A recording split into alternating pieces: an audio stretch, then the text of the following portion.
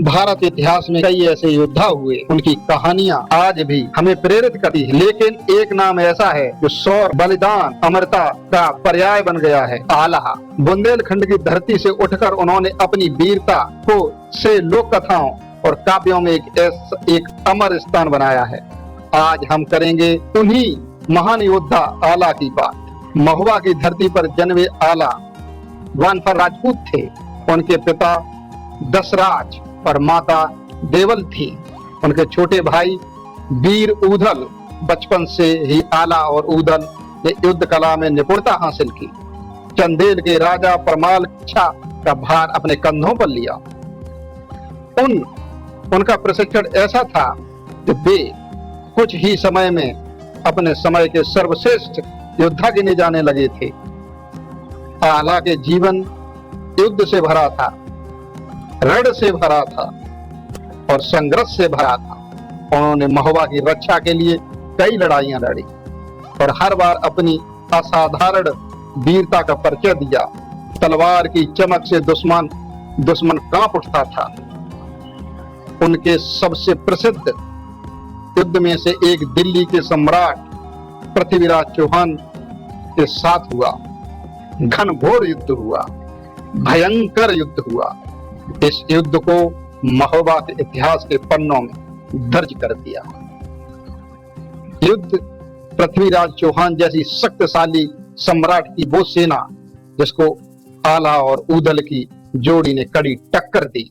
इस युद्ध में आला के छोटे भाई वीर ऊधल ने एक अमर कहानी लिखी और अपनी वीर गति की प्राप्ति हुई। आला सिर्फ एक योद्धा नहीं थे, बल्कि नैतिक निष्ठा और गुरु भक्ति के प्रतीक भी थे। अपने वचन के पक्के थे, एक बार बोल दिया तो बोल दिया। कभी अन्याय बर्दाश्त नहीं किया। कथाओं के अनुसार आला पर गुरु गोरखनाथ जी महाराज का गहरा प्रभाव था। उनकी असीम कृपा थी, सीधा आशीर्वाद था। पृथ्वीराज चौहान के साथ युद्ध के बाद जब आला ने पृथ्वीराज चौहान को जीवन दान दिया तो गुरु गोरखनाथ जी महाराज ने उन्हें संन्यास लेने का और अहिंसा का मार्ग अपनाने का उपदेश दिया। गुरु गोरखनाथ जी महाराज ने आशीर्वाद से आला अमर हुए और अमरता का उन्हें वरदान मिला। लोक कथाओं के अनुसार आला आज भी जीवित है।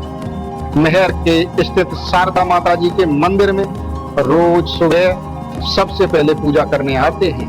कहा जाता है कि मंदिर के कपाट खुलने से पहले ही उनके पद चिन्ह और पूजा निशान मिलते हैं, जो इस बात का प्रमाण है कि वे आज भी धरती पर विद्यमान हैं।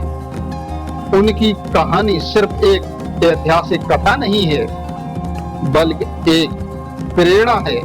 ऐसे व्यक्ति अपनी वीरता, निष्ठा, धर्मपरायणता से अमर हो सकता है।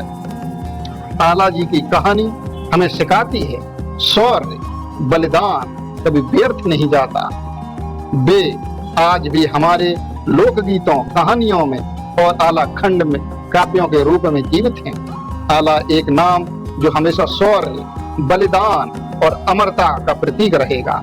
उनकी कथा हमें बताती है और बताती रहेगी कि सिर्फ तलवार से नहीं से भी परिभाषित होता है।